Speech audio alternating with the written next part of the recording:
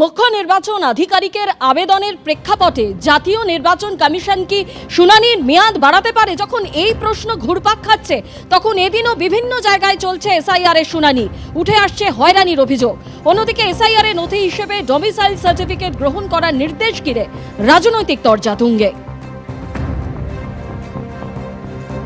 এসআইআরে ডাকা হয়েছে, আমি একটা ব্যবসায়ী মানুষ, তো যে হারে আমি হ্যারাসমেন্ট হচ্ছি, আমার নিজস্ব পাসপোর্ট থেকে নিয়ে অল ডকুমেন্টস আছে, তার সত্ত্বেও আমাকে লাইনে দিতে হচ্ছে, দুবার আমার হেয়ারিং হচ্ছে।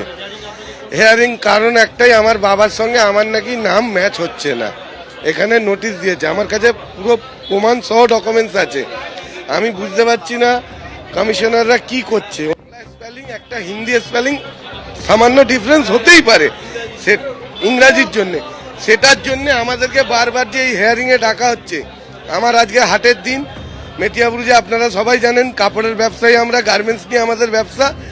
আমি আমার কাস্টমার, আমার বিজনেস ছেড়ে আমি এখানে লাইন দিয়ে দাঁড়িয়ে আছি 4 ঘন্টা। मेरे फादर का ऑलरेडी नाम है 2002 के लिस्ट में, उनका नेम में कोई एरर नहीं है, मेरा नेम में कोई एरर नहीं है। उसके बाद भी हमको डीएम हेयरिंग के केस में बुला लिया गया है, तो उस पर रीज़न आया, लिखा हुआ जो आपका हेयरिंग रीज़न है कि your father name does not match with the previous electoral roll. पर जो प्रीवियस इलेक्टरल रोल में मेरे फादर का नाम नसीम अख्तर है, और अभी जो करंट इलेक्टरल रोल है उसमें भी उनका नाम नसीम अख्तर है, और मेरा जो उसमें मैप हुआ है उनका कोई मिस्टेक नहीं है। उसके बाद भी हेयरिंग में बुलाया गया है, तो यही प्रॉब्लम। मेरा नाम जहांगीर है और लड़का के डॉक्यूमेंट में मोहम्मद जहांगीर है, तो ये मोहम्मद जहांगीर अगर उसका है तो आप हमसे प्रूफ लिए, हम एक बार हेयरिंग में दे दिया, उसके बाद फिर घूम करके फिर हेयरिंग में आ रहा। तो एक आदमी को इतना डिस्टर्ब 2 बार हुआ, 2 बार हो गया, एक आदमी का हेयरिंग 2 बार हो रहा, जबकि वो लड़का का पासपोर्ट है, ड्राइविंग लाइसेंस है, उसके पास बर्थ सर्टिफिकेट है, और क्या चाहिए सरकार को।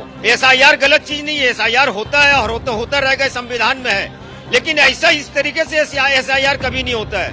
এবার প্রধানমন্ত্রীর কেন্দ্র খাস বারাণসীতেই ভুয়ো ভোটারের হদিশ মিলল। অভিযোগ করেছেন এই এসআইআর আবহেই যোগী সরকারের এক মন্ত্রী। তিনি অভিযোগ করছেন বারাণসী উত্তরের ভোটার লিস্টে গড়মিল, 9000-এরও বেশি ডুপ্লিকেট ভোটার।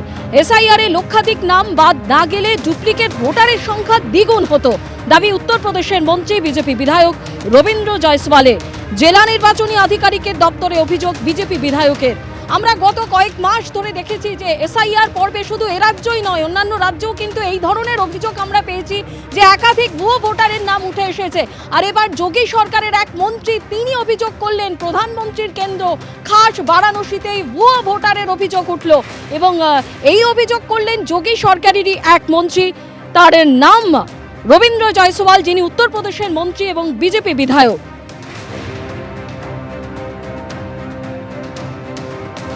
हमने कहा कि अगर इसको और कराया जाए, पिछले बार चुनाव हुआ तो उसका, तो ये नाम दुगना मिल जाएगा। 1,10,000 नाम काटने के बाद अगर इतना रह गया है, अगर नाम नहीं कटा होता, अगर उसका जांच करा दिया जाए तो नाम डुप्लीकेट था। ये किसके फायदे के लिए था? इसका लाभ कौन लेने वाले थे? तो क्या कुछ वर्ग के लोग हैं क्या इसमें? एक और विशेष लोग हैं अधिकार से। एक धर्म विशेष के लोग। हाँ। तो आप मतदान जिहाद सबका भी जिक्र कर रहे थे। हाँ, मैं कह रहा हूँ कि अगर कोई आदमी एक से अधिक वोट दे रहा है तो मंशा क्या है, उसकी रुचि क्या है, क्यों ऐसा कर रहा हो। मंत्री जी, एक अंतिम सवाल, क्या लगता है एसआईआर प्रक्रिया आप ही के शासन प्रशासन द्वारा पूरी की जा रही है? अब ये चुनाव आयोग होता है, चुनाव आयोग जब काम करता है तो सारे तंत्र उसके अधीन हो जाते हैं, ये काम उनका है। যোগী সরকারের মন্ত্রী এই অভিযোগ করছেন যে বারাণসী উত্তরের যে ভোটার লিস্ট তাতে গড়মিল রয়েছে। প্রায় 9000-এরও বেশি কয়েকজন যাদের ডুপ্লিকেট ভোটার, এমনটাই তাদেরকে মনে করা হচ্ছে, এবং সেই জায়গা থেকে প্রধানমন্ত্রীর কেন্দ্র একেবারে খাস বারাণসীতেই এবার ভুয়ো ভোটারের সন্ধান মিলল। আর এই অভিযোগ করছেন যোগী সরকারেরই এক মন্ত্রী। উত্তরপ্রদেশের মন্ত্রী বিজেপি বিধায়ক রবীন্দ্র জয়সওয়াল তিনি অভিযোগ করছেন যে 9000-এরও বেশি ডুপ্লিকেট ভোটার রয়েছে বারাণসী উত্তরের ভোটার লিস্টে। এসআইআরে লক্ষাধিক নাম বাদ না গেলে ডুপ্লিকেট ভোটারের সংখ্যা দ্বিগুণ হতো, এমনই দাবি উত্তরপ্রদেশের মন্ত্রী বিজেপি বিধায়ক রবীন্দ্র জয়সওয়ালের। জেলা নির্বাচনী আধিকারিকের দপ্তরে অভিযোগ জানিয়েছেন বিজেপি বিধায়ক।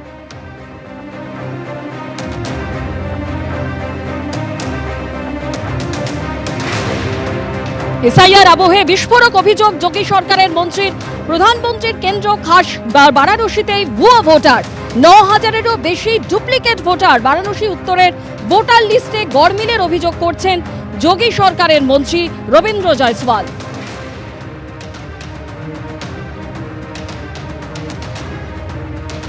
তিনি বলছেন যে এসআইআর এ লক্ষাধিক নাম বাদ না গেলে ডুপ্লিকেট ভোটারের সংখ্যা দ্বিগুণ হতো। এ বিষয়ে জেলা নির্বাচনী আধিকারিকের দপ্তরে অভিযোগ বিজেপি বিধায়কের। हमने कहा कि अगर इसको और कराया जाए, पिछले बार चुनाव हुआ उसका, तो ये नाम दुगना मिल जाएगा।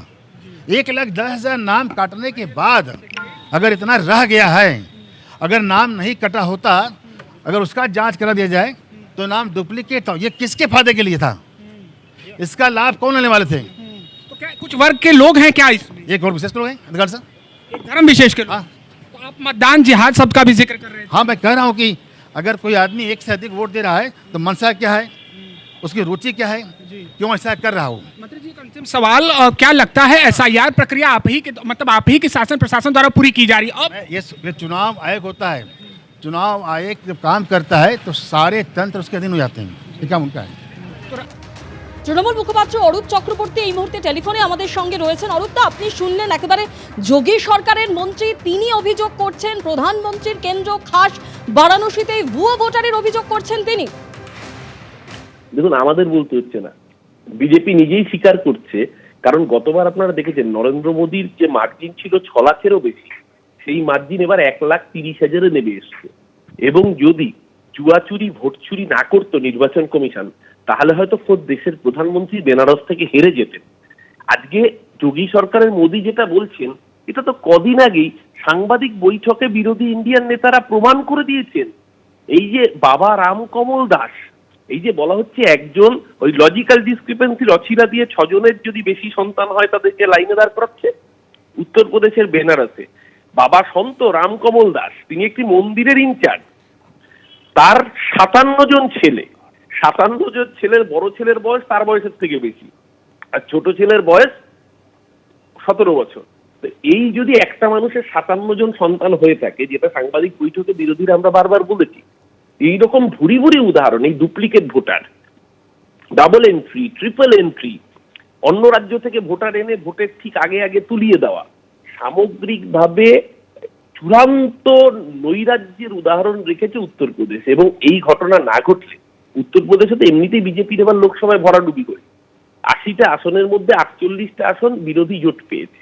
সেই জায়গায় দাঁড়িয়ে যে 240টা আসন পেয়ে কোন রকমে মোদী সরকার এবারের জোট সরকার সঙ্গীদের সাথে নিয়ে সরকার গঠন করতে পেরেছে, সেই জায়গাতেও পৌঁছতো না। 240 তো দূরের অস্ত, 140ও পৌঁছতো না যদি না নির্বাচন কমিশন আসলে ভোট চুরি করে বিজেপিকে লোকসভা ভোটে 240 অব্দি পৌঁছে দিত। ওই জন্য ওরা আপকিবার 400 পার বলেছিল। কিন্তু এত ভয়ঙ্কর বিজেপির বিরুদ্ধে হাওয়া ছিল, বিজেপির এই অপশাসনের বিরুদ্ধে মানুষ এত সক্রিয়ভাবে ভোট দিয়েছিল, বিজেপি 140ও পেরোতো না যদি ভোট চুরি করতে না পারতো। আজকে বিজেপির নেতা যোগী আদিত্যনাথ সরকারের মন্ত্রী, তিনি নিজে প্রকাশ্যে বলে দিচ্ছেন যে উত্তরপ্রদেশ এবং খোদ নরেন্দ্র মোদীর নির্বাচনী কেন্দ্রের মধ্যে এইরকম ভয়ঙ্কর জাল জুয়া চুরি চলেছে। কোথায় শুভেন্দু অধিকারীর মুখ, কোথায় টুইট, কোথায় শ্রমিক ভট্টাচার্যদের, সুকান্ত মজুমদারের বাইট কোথায়? এবিপি আনন্দ এগিয়ে থাকে, এগিয়ে রাখে।